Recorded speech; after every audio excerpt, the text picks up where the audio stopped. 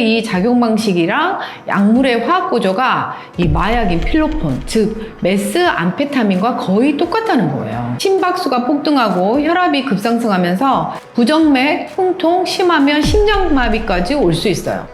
이게 정말 모든 면에서 완전 최악이네요. 안녕하세요. 라리약사 유상희입니다. 약사님, 최근에 방송인 박나래 씨랑 먹방 유튜버 그 입 짧은 햇님님 있었잖아요. 네. 요즘에 좀 많이 논란이더라고요. 들어보셨나요? 네, 들어봤어요. 그 주사 이모한테 다이어트 약을 받았다고 하던데 사실 많은 분들이 운동으로 체중을 감량한 줄 알고 좀 많이 응원했었잖아요. 그렇죠. 약물 의혹이 좀 터지니까 배신감도 좀 들더라고요. 근데 또 한편으로는 도대체 무슨 약이길래 연예인들까지 저러지 하는 궁금증도 생기더라고요. 그렇죠. 그래서 오늘은 그 논란의 중심에 있는 나비약, 성분명으로는 펜터민인데요. 이 나비약의 정체가 뭔지, 왜 이렇게 효과는 강력하면서 끔찍하게 위험한 건지, 그리고 왜 사람들이 이걸 알면서도 빠져드는지, 그 뒷이야기를 깊이 들여다보도록 하겠습니다. 먼저 사건이 시작된 뉴스 기사부터 볼까요? 박나래 씨랑 입 짧은 햇니님이 무면허 의료 행위를 한 주사 이모한테 약을 받았다는 혐의로 경찰 조사를 받게 됐다라는 게 핵심 내용인데요. 입 짧은 햇님님은 결국 활동 중단까지 선언했어요. 기사를 보면 당시에 온라인에 돌았던 이 약 사진이 있거든요. 이건 나비약이라고 불리는 펜타민인데요. 이 약 모양이 나비 모양이라 나비약이라는 별명이 붙은 거예요. 근데 원래 나비약은 하얀색 펜터민 37.5mg이고요. 사진의 핑크색 약은 성분은 똑같이 펜터민인데 이거는 18.75mg으로 딱 반 용량이에요. 저 나비약이 디에타민으로 알고 있었는데 그게 아닌가요? 디에타민은 상품명이고요. 성분명은 펜터민이라는 성분이에요. 그게 약간 향정신성 의약품? 막 이런 거라던데 그냥 식욕억제제가 아니라는 거죠? 향정신성 의약품이라는 건 이게 말 그대로 인간의 중추신경계, 그러니까 뇌에 직접 작용하는 약물이라는 뜻인데요. 이 법적으로 마약류로 분리가 돼요. 그래서 아주 엄격하게 관리되고 있어요. 원리는 뇌의 시상하부라는 곳을 자극해서 노르에프네프린이라는 신경 전달 물질 분비를 막 촉진시키는 거예요. 이 성분이 우리 몸을 일종의 각성 상태인 흥분 상태로 만들어서 배고픔을 아예 잊게 만드는 거죠. 그럼 뇌를 직접 건드려서 배고프다라는 생각 자체를 차단해버리는 거네요? 그렇죠. 그럼 이거 아무나 쉽게 처방받을 수 있는 약은 아니겠네요. 맞아요. 원래 이 약은 미용 목적으로 쓰는 약이 전혀 아니에요. BMI 체질량 지수가 30 이하인 고도 비만 환자 혹은 BMI가 27 이상이면서 고혈압이나 당뇨 같은 이 심각한 병이 있는 환자에게만 처방하는 게 원칙이에요. 그것도 운동이나 식단 조절을 같이 하면서 아주 단기간만 쓰도록 허가된 보조 치료제인 거죠. 그래서 의사 처방 없이 갖고 있거나 유통하는 것만으로도 5년 이하의 징역 또는 5천만 원 이하의 벌금에 처해질 수 있는 아주 강력한 약물이에요. 이 정도로 엄격하게 관리되는 약인 줄은 모르고 있었을 것 같아요. 대부분 분들은. 맞아요. 네. 그런데 이런 약들이 실제로는 어떻게 처방되고 있는 걸까요? 예전에 제가 운영했던 이 약국하고 같은 건물에 이름만 들어도 알만한 유명한 다이어트 병원이 있었는데요. 하루에 적게는 100명, 많게는 200명. 정말 내원 환자가 많았어요.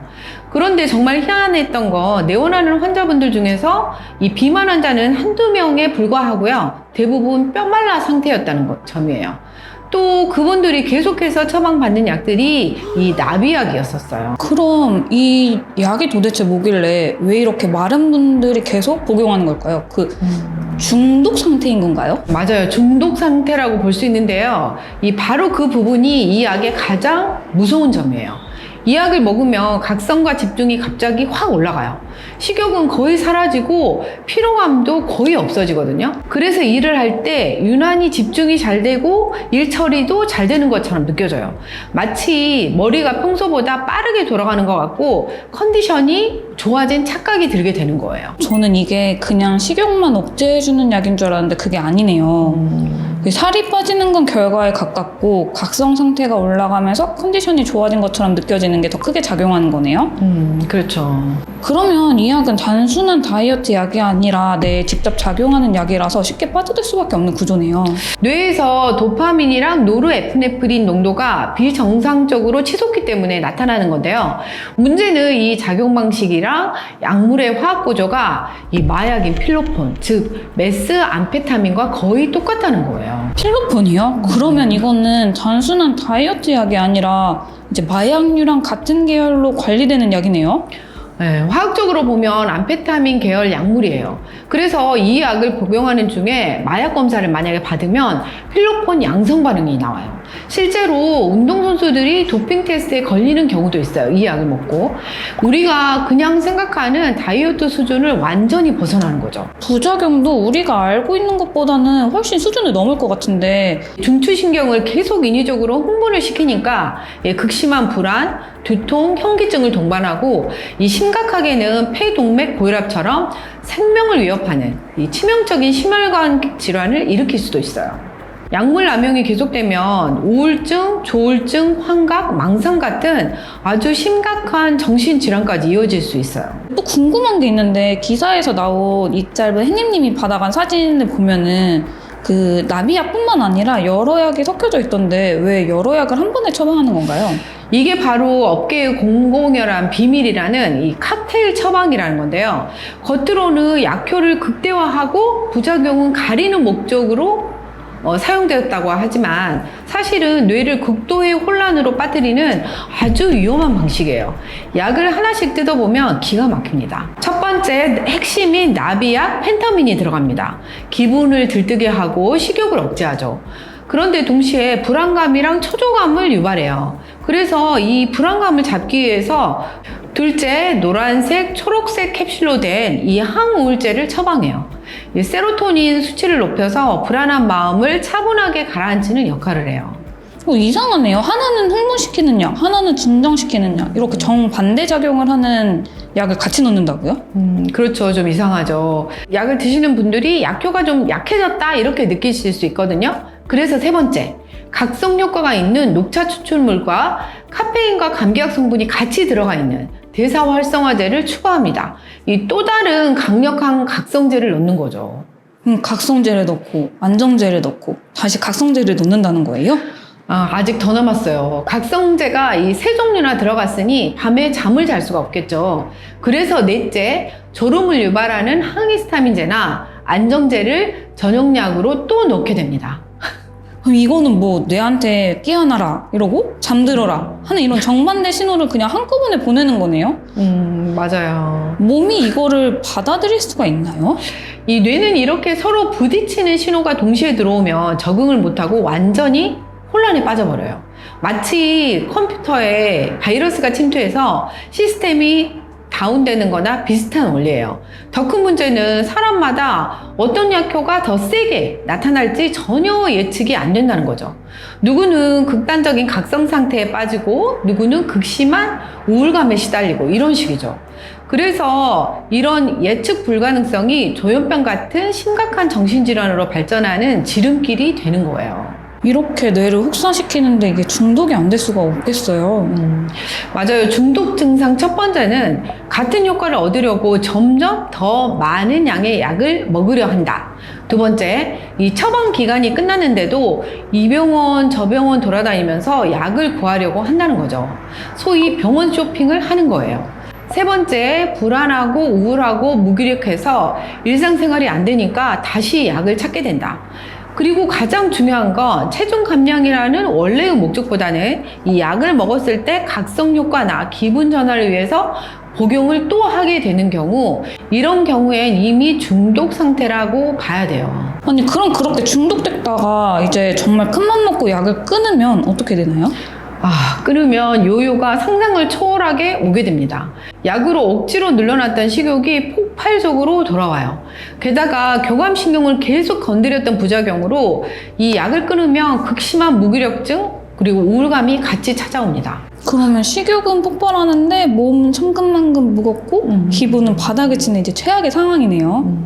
그 두 가지가 동시에 오면 폭식으로 이어지기 너무나 쉬워요. 그래서 이 고통을 또 끝내고 싶은 거죠. 그래서 또 다시 약을 찾게 되는 중독의 악순환에 빠져들게 되는 겁니다. 설상가상으로 이렇게 굶었다 폭식했다를 반복하게 되면 우리 몸은 이거를 위기 상황으로 인식하고 에너지를 지방으로 더 잘 저장하는 체질로 바꿔버리게 돼요. 이게 정말 모든 면에서 완전 최악이네요. 혹시 지금 이 약을 복용하고 있거나 주변에 그런 사람이 있다면 특히 조심해야 할 점이 있을까요? 진짜 조심해야 할 부분이 있는데요. 바로 술입니다. 이 펜터민과 술과의 조합은 그야말로 시한폭탄을 몸에 넣는 것과 같아요. 펜터민을 복용하면 혈압이랑 심박수를 비정상적으로 높이는데요. 그런 상황에서 혈관을 확장시키는 알코올이 우리 몸에 들어오면 어떻게 될까요? 우리 심장은 혈압을 유지하려고 더 미친 듯이 뛰기 시작해요. 심박수가 폭등하고 혈압이 급상승하면서 부정맥, 흉통, 심하면 심장마비까지 올 수 있어요. 또 다른 이유는 간이 알코올을 최우선 독성물질로 보거든요. 그래서 그걸 먼저 해독을 해요.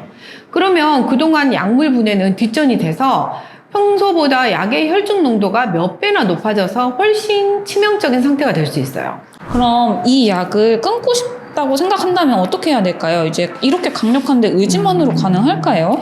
이 개인의 의지만으로는 힘들 수도 있어요. 이 약을 끊기 위해 입원하는 병원도 있을 정도거든요. 반드시 처방받았던 병원이나 정신건강의학과에 방문해서 전문가와 상담하는 게 좋은데요. 본인의 상황을 솔직하게 이야기하고 의사의 감독하에 점진적으로 약을 줄여가는 테이퍼링 과정을 거쳐야 안전하게 끊을 수 있어요. 유명인들의 다이어트약 논란으로 시작된 나비약은 마약인 필로폰과 유사한 작용을 하는 강력한 향정신성 의약품이었고, 심지어 여러 약물과 마구 섞어서 우리 뇌를 극심한 혼란에 빠뜨리는 칵테일 처방은 예측 불가능한 정신적, 신체적 부작용을 낳을 수 있다는 점. 그리고 약을 끊었을 때 찾아오는 그 극심한 식욕과 무기력증은 의지력의 문제가 아니라 이 뇌의 화학적 변화 때문이라는 점을 꼭 기억하셔서 아예 시작을 안 하는 걸 추천드립니다. 제가 예전에 영상에서 가족에게는 권하지 않는 다이어트 약에서 펜터민에 대한 이야기도 해드린 적이 있는데요. 이 효과가 강할수록 감당해야 할 몫이 커지는 게 이 약의 큰 특징 중에 하나입니다. 특히 중추신경계를 건드리는 약은 살을 빼줄지는 몰라도 그 대가로 우리의 정신과 뇌가 파괴될 수 있다는 점을 꼭 명심하세요. 체중 조절의 본질은 미용이 아니라 건강이어야 한다는 어쩌면 우리가 잠시 잊고 있었던 가장 기본적인 사실을 되새기게 됩니다. 오늘 영상도 좋으셨다면 구독, 좋아요, 알림 설정 부탁드립니다. 감사합니다.